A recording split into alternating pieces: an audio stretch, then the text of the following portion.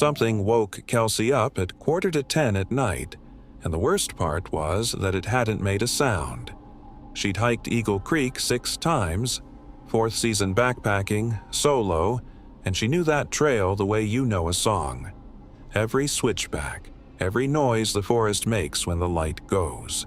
She'd set up 4 miles past the falls, killed her headlamp at 8:30. Empty sight, quiet trail, a good night. So when her eyes opened in the dark, she did the only thing you can do. She listened. 4 minutes. Nothing. No wind, no animal. Nothing that explained why her body had pulled her out of sleep. Then she heard the footsteps. She was very specific about this. She'd heard deer. She'd heard elk. She'd heard black bear moving through brush at night. This was none of that. This was bipedal, walking on 2 legs with a rhythm you'd recognize anywhere. But the weight was wrong. Every step landed too heavy, too slow, like something walking the way a person walks, at 3 times a person's weight. She didn't move. She didn't touch her light. The steps stopped about 15 yards out, northeast, just inside the trees. And then it started breathing. Not panting, nothing that had been running. Slow. Inhale. Pause. Exhale. Pause. And the pauses were too long. Longer than a person could hold, over and over without effort. The inhales were too deep. Whatever was out there had lungs bigger than anything that should be in those woods. Then she felt it. Every exhale came through the ground. A low vibration in the soil, up through her sleeping pad, into her back. It stood there and breathed at her for 11 minutes. She knows because she counted. She had nothing else to do. Flat on her back in a nylon tent, staring at a ceiling she couldn't see, counting seconds on her watch while something 15 yards away breathed hard enough to shake the ground she was lying on. At 9:56, the steps started again, moving away. Northeast, same direction they came from. She didn't unzip that tent until first light. Her camp was untouched. Food bags still hung. The only thing wrong was the ground. 15 yards northeast, the soil was pressed down. Not a footprint, not a game trail. Like something enormously heavy had stood in one place for a long time and then walked off. The grass was flattened in one continuous shape, bigger than a boot, shaped like nothing she'd ever seen. She hiked out in 4 hours. It normally took her 6. At the ranger station, she told the duty ranger everything. He listened. He wrote it down. He said, "Probably a bear. They stand on their hind legs. Happens all the time. She's hiked that trail 6 times. She knows what a bear sounds like. She's never hiked it again." 11 minutes of breathing heavy enough to travel through the ground into her back, and a ranger who told her it was probably a bear. Before the next account, tell me what time it is where you are right now. Drop it in the comments. I want to see how many of you are out there in the dark tonight, and I read every single one. We're pushing toward 10,000 subscribers before the end of the month. If this account means something to you, hit subscribe. Every one counts. And here's what I can't answer. It stood 15 yards from a woman alone in a tent for 11 minutes and never came closer. Was it deciding whether to? Or had it already decided? And 11 minutes is just how long it takes to memorize someone. Drop your answer below. Jen didn't say a word. She just put her hand on her husband's arm in the dark and pointed at the tent wall. And Marcus had been married to her 12 years, so he knew that meant don't talk. They weren't jumpy people. 12 years hiking together, sections of the Pacific Crest done. Plenty of nights in bear country. That night, they were camped at a little lake at 6,000 feet with no name on it, just a trail marker. Nearest campsite 3 miles in either direction. They were alone, and they liked it that way. Marcus listened. At first, nothing. Then he heard it. Footsteps, on two legs, heavy. And they weren't coming at the tent, they were going around it. A slow, deliberate arc, working the perimeter of their camp. Not searching, not stumbling, circling, like something taking measurements. He unzipped the fly 6 inches and put his headlamp through the gap. The beam found it at the tree line. In the report he filed later, he calls it a figure. Not a person, not an animal. A figure. And then the report just stops. The section where you describe what you saw has 4 words in it.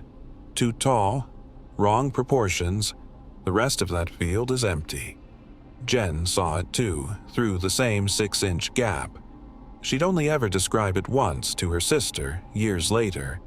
She said it was facing them, but its head was tilted at an angle that didn't make sense, and it looked like it was listening with something other than ears. It stood there for 8 minutes. Didn't move, didn't come closer. Just stood at the edge of the trees, too tall, wrong proportions, while 2 experienced backpackers sat frozen in a nylon tent with a headlamp locked on it. Then it turned. And the turn is the thing Marcus has never gotten past. He told the ranger its body rotated, but its feet didn't move. Not a step, not a shuffle. The lower half stayed exactly where it was while the rest of it came around. He said it was impossible to describe without sounding insane. He tried anyway. The ranger's notes include one line. Subject insists the figure's lower body did not move during the turn. At 10:14, it walked back into the trees. Same heavy steps. Northeast. They left at first light. They didn't pack the tent. They rolled it up with everything still inside and carried it out in their arms. 6 miles to the trailhead, straight to the ranger station. The ranger was polite, professional. He said they'd probably seen an elk. Elk are huge, he said. 6 feet at the shoulder. In the dark, they can look like people. Marcus asked him if an elk could rotate its upper body without moving its feet.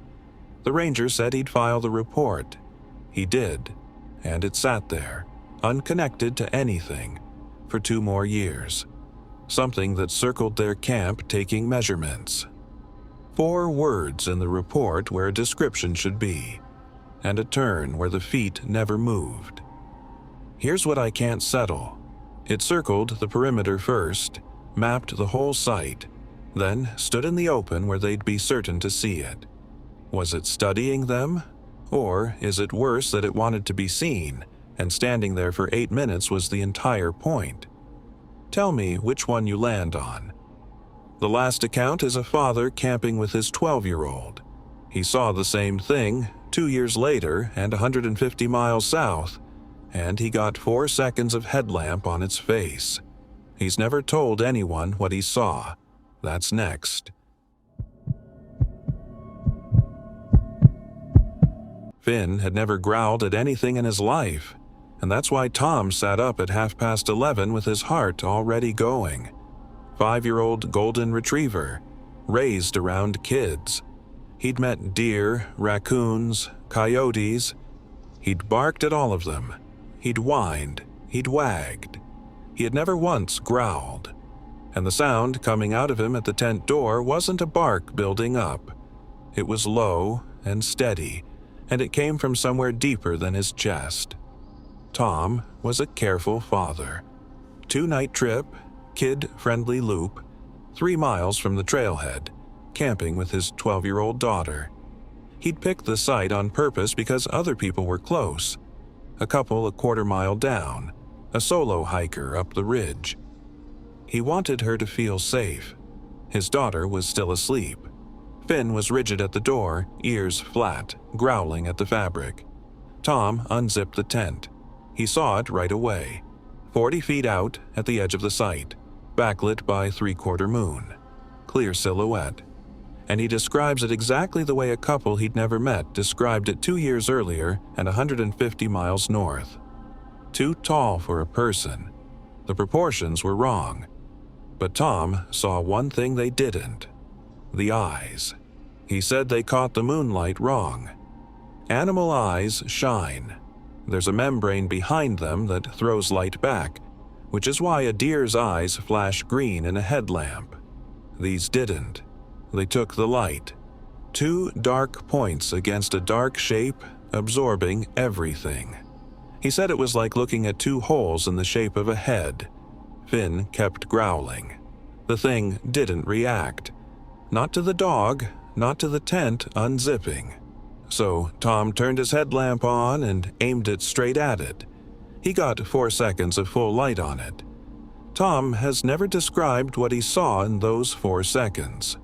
Not to his wife, not to the rangers, not to the investigator who followed up 2 weeks later. The report notes only that the subject declined to provide a physical description beyond the silhouette. Think about that. A careful father. A man who picked his campsite based on how many people were nearby. He looked at it with the light on for 4 seconds, and 3 years later he still won't say what was there. Whatever he saw, it was worse than the shape. At 11:40 it turned, and when the ranger pressed him, Tom confirmed the same detail Marcus had given 2 years before. The feet didn't move. Then it walked northeast into the trees. Tom sat awake until dawn. He woke his daughter and told her they were leaving early. He never told her why. She still doesn't know. At the ranger station, he filed his report and the duty ranger took it down. And then the man stopped writing. He looked at the page. He looked at Tom. And he said, "This is Tom's memory. It's not in the record. You're the 4th person to describe that thing on that stretch of trail." Tom asked what thing. The ranger closed the folder and said someone would follow up. Nobody ever did. Eyes that swallow light instead of reflecting it.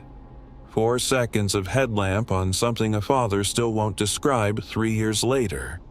And a ranger who said the word 4th and then closed the folder. Here's the question. That ranger knew. He said it out loud before he caught himself. So, was he protecting a secret? Or is the honest answer that he'd heard it 4 times and had absolutely nothing to tell Tom, because nobody up the chain has any idea what's out there either?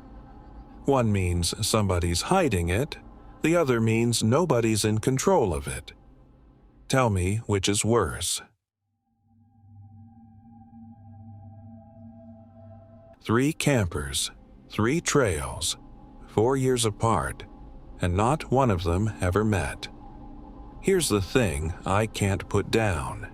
It isn't that all 3 describe something too tall with the proportions wrong. It's the parts they had no way to coordinate on. All 3 said it walked heavy on 2 legs. All 3 said it stopped and stood still for minutes instead of approaching. And all 3 said it left in the same direction. Northeast. Kelsey, northeast. Marcus and Jen, northeast. Tom, northeast. 3 campsites across 2 states, and if you follow those vectors, they run into the deepest part of the Gifford Pinchot, a stretch that hasn't been actively surveyed since 1984. The topo maps label that section with 2 words. No data. I don't know what that means. I know 3 people who'd never met all pointed at it. Lesson 1.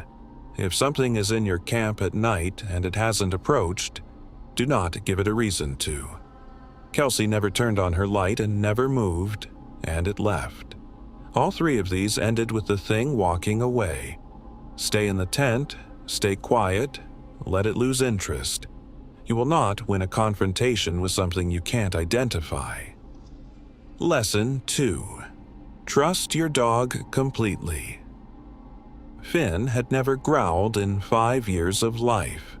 A dog that suddenly does something it has never done is giving you the clearest warning you will ever get out there, and it costs you nothing to take it seriously.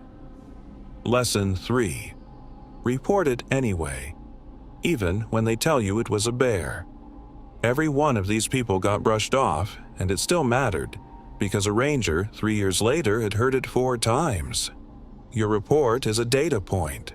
Write down exactly what you saw the same night, file it, and keep your own copy. Thank you for trusting Obscure Nights with these accounts. If you have an encounter of your own, our submission email is in the channel bio. We read every single one. This is Obscure Nights, where the cases nobody talks about get told the way they actually happened. Good night.